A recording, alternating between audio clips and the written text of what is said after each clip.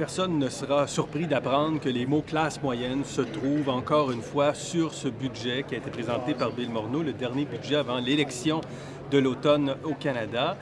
Ça devait être le budget de l'équilibre budgétaire. Les libéraux avaient promis en 2015 le retour à l'équilibre budgétaire en 2019-2020. On n'est pas là.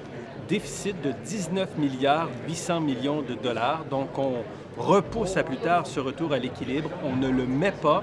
Le gouvernement Trudeau, le ministre des Finances Bill Morneau, assume pleinement que ce gouvernement demeure en déficit parce qu'il veut investir justement dans les Canadiens et dans l'économie canadienne. Il y a quand même des mesures très fondamentales qui ont été annoncées sur la formation.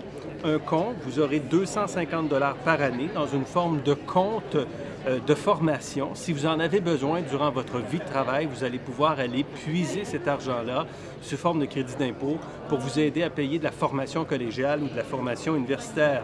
Pour les aînés, on vient bonifier l'exemption sur le revenu d'emploi et sur le revenu de travail pour vous permettre de ne pas être affecté sur le supplément de revenu garanti pour que votre supplément de revenu garanti ne soit pas abaissé. Les voitures électriques, 5 000 $ si vous achetez une voiture totalement électrique.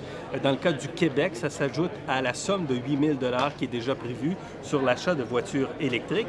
Et l'assurance médicaments pour l'ensemble du Canada, mesure fondamentale, mais on n'est que dans la transition, dans le bureau de transition vers la création d'une agence d'achat de médicaments pour que ça vous coûte moins cher en termes de médicaments.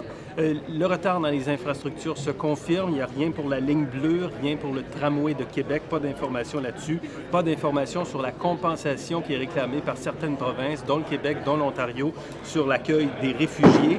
C'est un budget à demi électoraliste, diront certains. C'est surtout la fondation de la plateforme des libéraux pour les élections qui s'en viennent.